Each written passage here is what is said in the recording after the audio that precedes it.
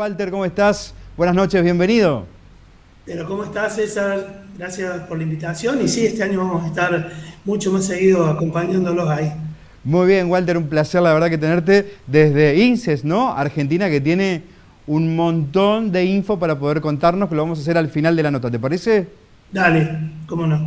Bueno, estamos hablando en este primer programa acerca de los desafíos del 2023. Ya lo hablamos desde la astrología y queremos saber cómo nos condicionamos a nosotros mismos para empezar este año. Que para algunos ya comenzó y para otros recién está empezando. Bueno, desde la mirada de la descodificación, acá influyen un montón de cosas, como por ejemplo la astrología. Particularmente influyen mucho las creencias que cada uno de nosotros tiene, porque aquello que nosotros creemos y aquello que nosotros desconocemos tiende a formar parte de nuestra realidad. Entonces, muchas veces cuando uno comienza a prepararse para un nuevo año, como decís vos, que para muchos ya empezó y para otros todavía es un proyecto o está comenzando, acá hay que ser muy cuidadoso de cómo proyectarlo y tratar de ser lo más coherente posible. Porque yo lo que veo desde la descodificación es que hay gente que se autolimita debido a las propias creencias que tiene. ¿Viste? Hay gente que cree que, por ejemplo, marzo es un mes difícil, complicado, que es un mes y les va así. Hay gente que yo escucho decir, en marzo me bajan mucho las consultas o las ventas bajan porque la gente está ocupada del colegio o de los uniformes. Y eso te condiciona. Es decir, es difícil tener una realidad diferente a aquella que uno mismo autopronostica.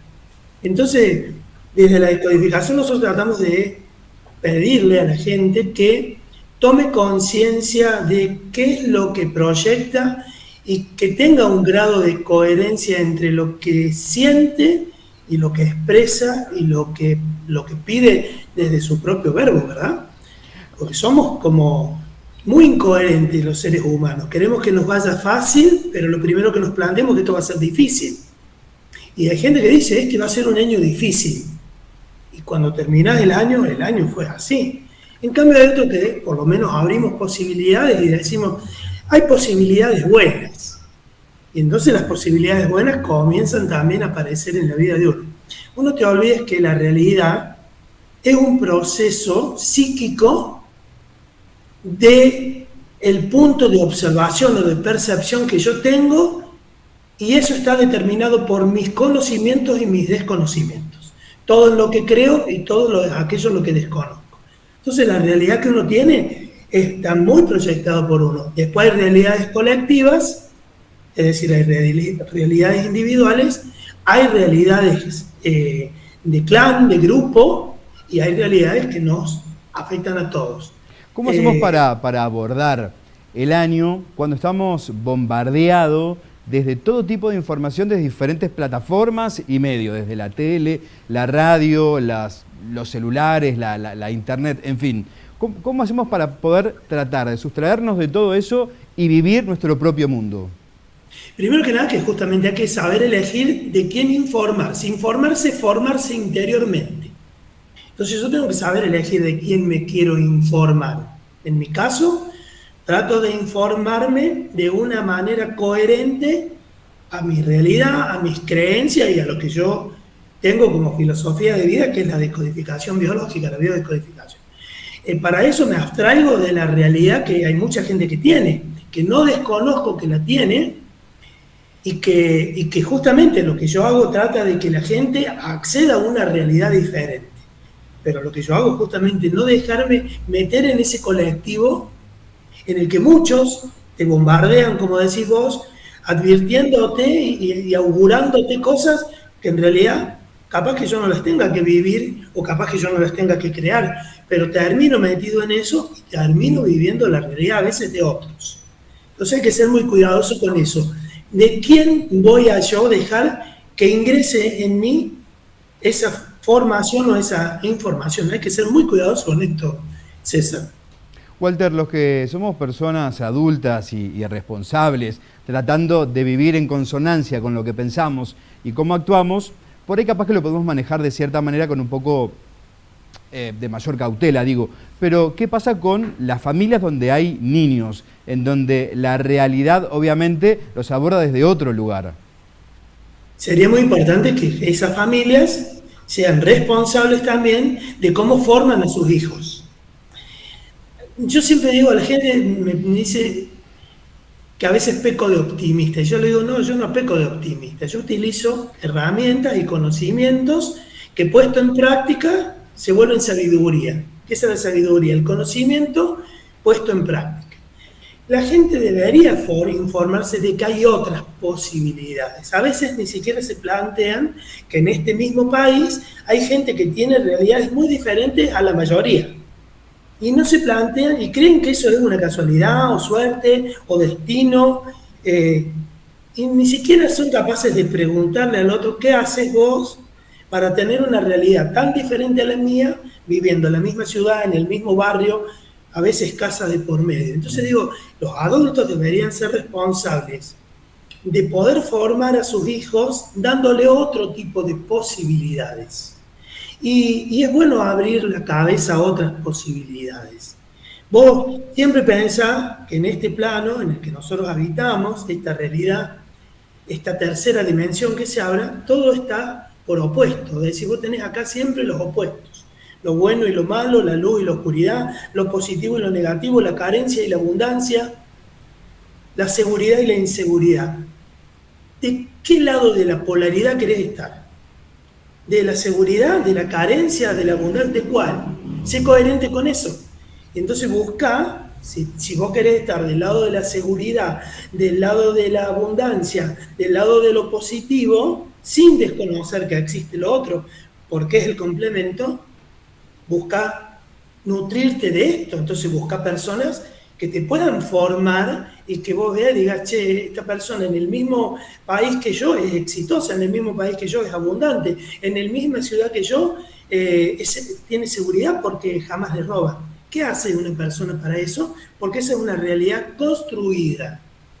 Te vuelvo a decir, hay realidades colectivas, pero yo debería ser muy cuidadoso de cómo construyo mi propia realidad. Y creo que va desde los pequeños detalles, ¿no? Si salgo con el perro a la plaza a juntar la caca, si hay una persona adulta o mayor que no puede cruzar la calle, ayudarla, no sé, me imagino que desde ahí parte todo, ¿no? Desde los pequeños actos. Yo creo que parte, ¿sabes de dónde parte primero que nada, César? De la autoescucha, del autoconocimiento, de todas las veces que quiero poder, pero digo que va a ser difícil, de todas las veces que digo que sea simple o sencillo, pero digo que va a ser complicado o lo pienso. Claro. Entonces digo, si yo no me puedo hacer consciente de mis propias limitaciones y que la gente muchas veces te dice, pero es que me resulta complicado, y le digo, es que no va a cambiar nunca si vos no cambias eso. O sea, si vos no abrís la posibilidad de que tu realidad esté teñida de otra posibilidad y que te sea más simple. Entonces, al menos creo que empieza desde eso, el autoconocimiento, la autoescucha, de poder darte cuenta. Mira, te voy a poner un ejemplo de hoy. Tenía que llegar para un vuelo por una causa, yo tenía que estar a las 12 en el aeropuerto, tenía que recorrer 80 kilómetros para llegar al aeropuerto. La cuestión es que, por un inconveniente que tuve, se me achicó el espacio-tiempo y me quedó solamente una hora para recorrer eso y llegar, que el vuelo no se pone. Y inconscientemente le digo a la persona que me acompañaba, a mi mujer, le digo, vamos a tener que hacer malabares para llegar al horario. ¿Cómo fue mi viaje hasta llegar? Llegué, pero realmente hice malabares. Yo no te puedo explicar la cantidad de cosas que tuve que sortear haciendo malabarismo.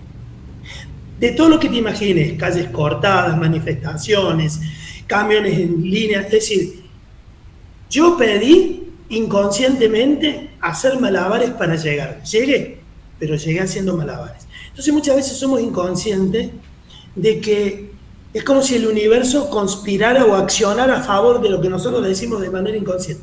Totalmente. Otro con lo que te pasó a vos hubiera dicho, no, con todas las trabas que hay no voy directamente. No, yo me hice consciente de eso, claro. Y gracias a Dios mi mujer me acompaña y le digo, ¿te das cuenta? Le digo, y me dice, es que vos lo pediste así, porque vos me dijiste antes salir, Y así fue, ¿eh? Un malabarista caminando por la cuerda floja, esquivando autos, metiendo para poder llegar. Diferente hubiera sido si yo hubiera dicho, quédate tranquila que vamos a llegar bien, vamos a llegar tranquilos, que era lo que en realidad uno hubiera querido.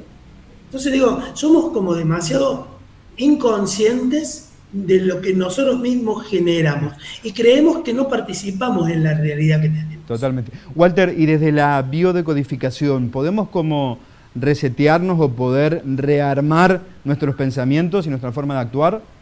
Pero justamente se modela esto, se modela, César. Una de las herramientas más poderosas que utiliza la biodecodificación o la decodificación biológica es la programación neurolingüística. Hay en nosotros una deficiente programación neurolingüística, un modelo que heredamos de nuestros padres, nuestros abuelos, un modelo deficiente, en algunos casos un modelo fracasado y comprobado por muchas generaciones. Cuando comenzás a modelar diferente, cuando vos te das cuenta, primero tenés que reconocer que tenés un modelo deficiente. Y luego buscar a alguien que te modele de otro modo. Entonces, desde la descodificación lo que se busca es que la persona cambie sus modelos. Claro. Hacerlas conscientes del modelo que tienen y a partir de eso poder cambiar y modelarte de otro modo.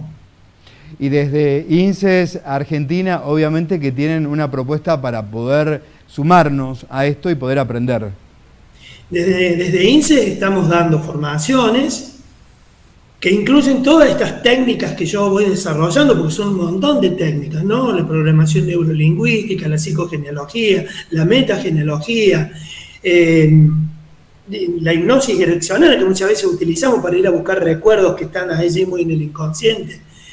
Hay mucho. Y comenzamos los cursos. Y la gente está a tiempo de...